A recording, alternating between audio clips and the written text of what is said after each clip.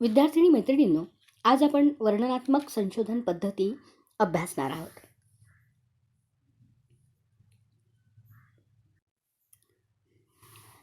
वर्णनात्मक संशोधनात अभ्यास विषयक प्रयुक्ताच्या वर्तमान स्थितीसंबंधीच्या परिकल्पनांचे परीक्षण करण्यासाठी किंवा प्रश्नांची उत्तरे शोधण्यासाठी आधार सामुग्रीचे संकलन अभिप्रेत असते. वर्णनात्मक संशोधनात अभ्यासकास समग्र जनसमुदायाच्या विशिष्ट लक्षणांचा, उदाहरणार्थ क्षमता, मते, अभिवृत्ती, जनसांख्यिकीय माहिती, विश्वास, वैशिष्ट्य, व्यवहार इत्यादींचा अभ्यास करावयाचा असतो आणि यासाठी अभ्यासक समग्र जनसमुदायाच्या एका विशिष्ट भागाच्या प्रतिदर्शाच्या किंवा नमुन्याच्या अभ्यासावरून त्या समग्र जनसमुदायाच्या विशिष्ट लक्षणांबाबत विश्वसनीय निष्कर्ष काढण्याचा प्रयत्न करीत असतो.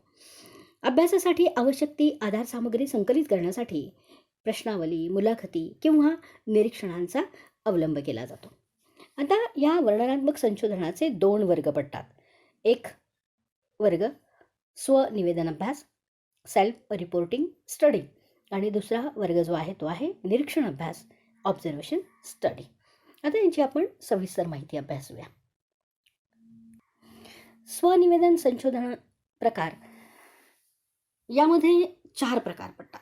एक आहे सर्वेक्षण संशोधन, 2 आहे विकासात्मक अभ्यास, 3 आहे अनुवर्ती अभ्यास आणि 4 आहे समाजमितीय अभ्यास.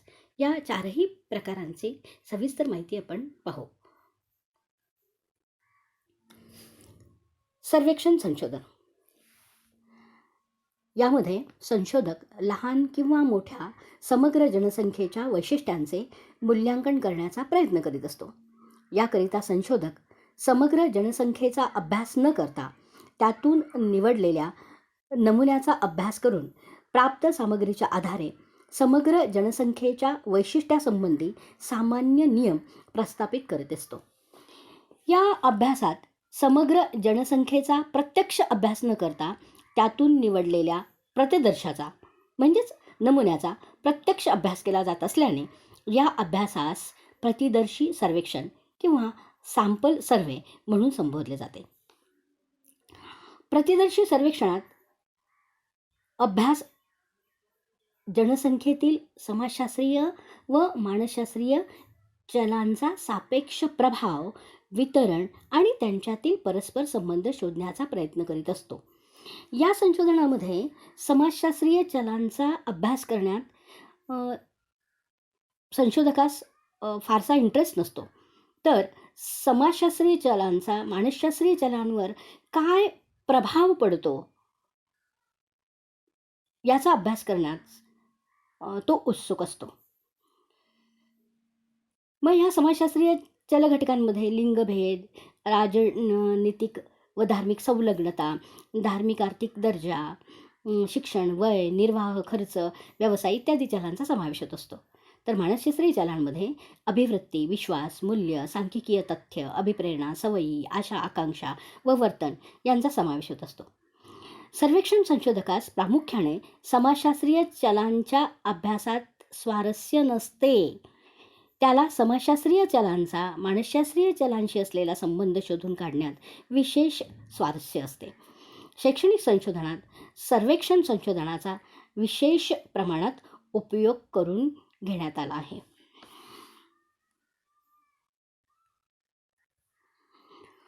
दुसरा जो प्रकार आहे तो आहे विकासात्मक अभ्यास.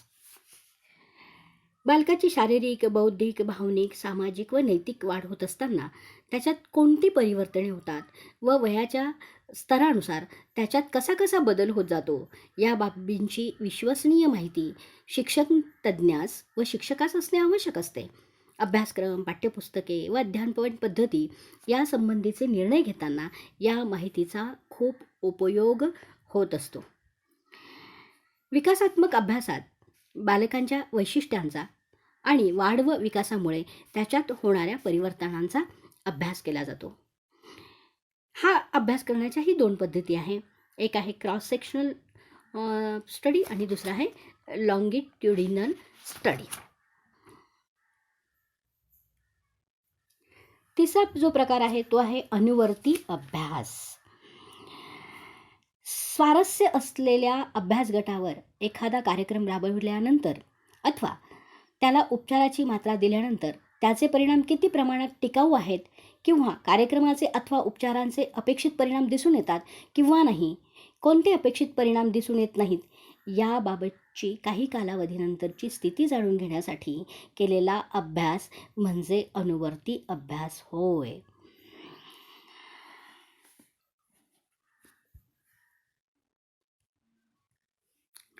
अभ्यासक्रम, अध्यापन पद्धती, अभ्यासपूरक कार्यक्रम इत्यादी बाबतीत सुधारणा करण्याकरिता व नवीन योजनांचे आयोजन करण्याकरिता पूर्व प्रयत्नांना कितपत यश आले व ते कितपत टिकाऊ स्वरूपाचे आहे, अशा प्रश्नांच्या विश्वसनीय उत्तराकरिता अनुवर्ती अभ्यास आवश्यक असतो. अनुवर्ती अभ्यासातून शिक्षण क्षेत्रात राबविल्या जाणाऱ्या विविध उपक्रमांची उपयोगिता तपासून पाहता येते व प्राप्त निष्कर्षाच्या आधारे मूळच्या उपक्रमातील उणिवा दूर करून त्यांची उपयुक्तता वाढविता येते. चौथा जो प्रकार आहे तो आहे समाजमितीय अभ्यास. व्यक्तिमत्वाचे जे विकसन होत असते ते विकसन सामाजिक पार्श्वभूमीवर होत असते. म्हणजेच व्यक्तीच्या व्यक्तिमत्वाचे अध्ययन अनेकदा त्याच्या सामाजिक पार्श्वभूमीवर करणे उपयुक्त व आवश्यक ठरते. कारण व्यक्तिमत्वाच्या जडणघडणीत त्याचे समाजामधील स्थान अत्यंत महत्त्वाचे असते. व्यक्तिमत्वाचा विकास हा व्यक्तीच्या इतरांशी घडत असलेल्या आंतरक्रियातूनच होत असतो. व्यक्तीचे आदर्श, विश्वास, अभिप्रेरणा व समाधानही सामाजिक आंतरक्रियांतूनच ठरत असतात. समाजाच्या स्वीकृती व अस्वीकृतीवर व्यक्तीच्या सुरक्षिततेची भावनाही अवलंबून असते. या सामाजिक संबंधांवरच व्यक्तीचे समायोजन अवलंबून असते. समूहातील व्यक्तींमध्ये, समूहांमध्ये, उपसमूहांमध्ये किंवा उपसमूह व व्यक्तीमध्ये परस्परांविषयी असणाऱ्या आकर्षण व विकर्षणाचे विश्लेषण व मूल्यांकन करणारी समाजमितीय पद्धत प्रथम मोरेनोने 1934 विकसित केली व पुढे जेनिग्जने तिचा पाठपुरावा केल्याचा आपल्याला दिसून येतो. दुसरा जो वर्ग आहे तो आहे निरीक्षणात्मक संशोधन. निरीक्षणात्मक संशोधन घटनेची, वस्तुस्थितीची वर्तमान स्थिती विचारून नव्हे तर तिचे प्रत्यक्ष निरीक्षण, not by asking but by observing, निश्चित केली जाते. काही संशोधन प्रश्न तर असे असतात की त्यांच्या विश्वसनीय समाधानासाठी निरीक्षण हाच एकमेव योग्य अभिगम म्हणजे ॲप्रोच असतो.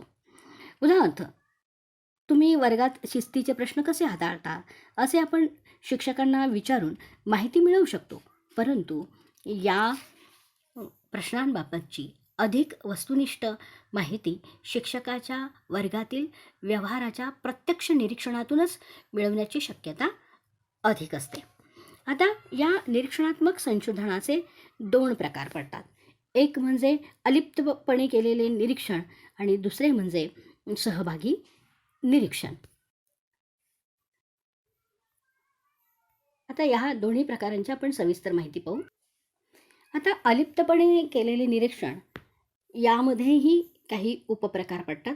त्यापैकी प्रकृतीवादी निरीक्षण, अनुरूपण निरीक्षण, व्यष्टी अभ्यास, आशय विश्लेषण, अधिविश्लेषण असे ते प्रकार आहे. त्यांचीही माहिती आपण बघूया. आता अलिप्तपणे केलेले जे निरीक्षण आहे त्याचा पहिला जो प्रकार आहे तो प्रकृतीवादी निरीक्षण. काही वर्तन प्रकार असे असतात की त्यांचे निरीक्षण स्वाभाविकपणेच होत असतानाच करणे आवश्यक असते.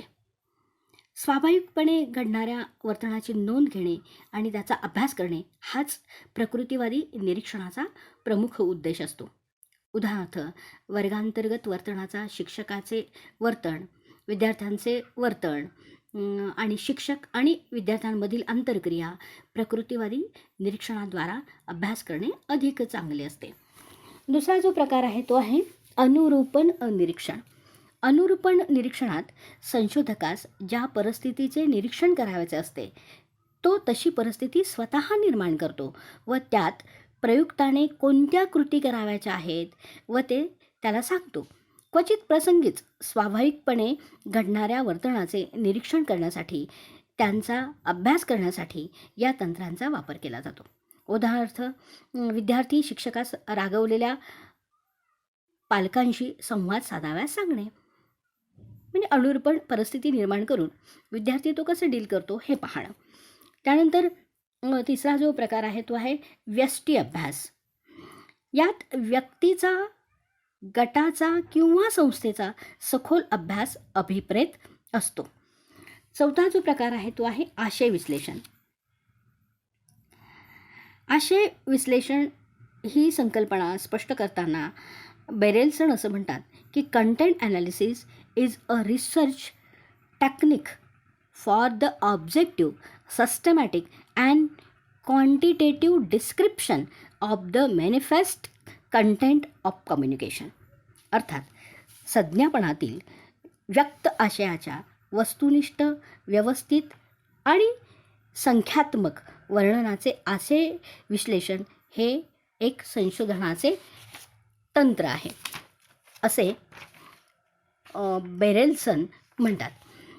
आता पाठ्यपुस्तकांचा वाचनीयतेचा स्तर जाणून घेण्यासाठी पाठ्यपुस्तकातील आशयाच्या निवेदनात पक्षपातीपणा आहे की काय, असल्यास त्याचे प्रमाण काय आहे, शालेय पाठ्यपुस्तकांमधून भारतीय स्त्रीची कोणती प्रतिमा रेखाटली गेलेली आहे, कोणत्या सांस्कृतिक आणि राष्ट्रीय मूल्यांचे प्रतिनिधित्व पाठ्यपुस्तकातून केले गेले आहे व त्यांचे प्रमाण काय आहे, इत्यादी प्रश्नांचा वस्तुनिष्ठ अभ्यास करण्यासाठी आशय विश्लेषण हे एकमेव साधन आहे.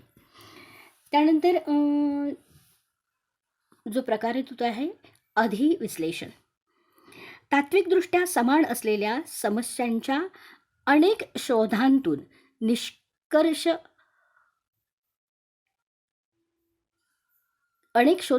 निष्पन्न निष्कर्षांचे संक्षिप्त विवरण करणारे सांख्यिकीय अभिगम म्हणजे अधिविश्लेषण.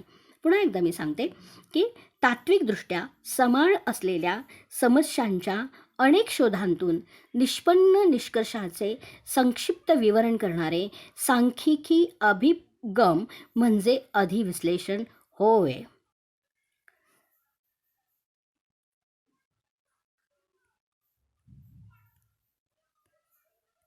नंतरचा जो प्रकार आहे तो आहे सहभागी निरीक्षण. सहभागी निरीक्षण म्हणजे घटनेत, समूहात किंवा कृतीत प्रत्यक्ष भाग घेऊन केलेले निरीक्षण. सहभागी निरीक्षकास ज्या समुदायाचे निरीक्षण करावयाचे असते त्या समुदायाचा तो एक सदस्य बनतो, त्याच्याशी एकरूप होतो व त्यांच्या कृतीत सहभागी होऊन त्या कृतीचे निरीक्षण करतो. समुदायही त्याला आपल्यापैकी एक समजतो.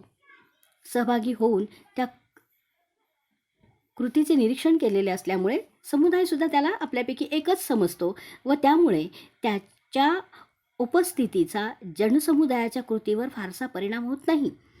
समुदायातील व्यक्तींनाही निरीक्षकाच्या हेतूची कल्पना नसते. निरीक्षक समुदायाच्या दैनंदिन जीवनाशी समरस झाल्यामुळे समुदायाच्या भावनिक प्रक्रिया तो स्वतः अनुभवतो. त्यामुळे समुदायाच्या विविध कृती आणि किंवा मतांना एक संदर्भ चौकट प्राप्त होते व निरीक्षण यथार्थ होते. सहभागी निरीक्षणात निरीक्षकाने आपण एक अभ्यासक आहोत व जनसमुदायाशी एकरूप होण्याची भूमिका केवळ तात्पुरती वठवीत आहोत याचे भान ठेवणे मात्र आवश्यक असते. अन्यथा त्याचा परिणाम अभ्यासाच्या वस्तुनिष्ठतेवर होऊ शकतो. धन्यवाद.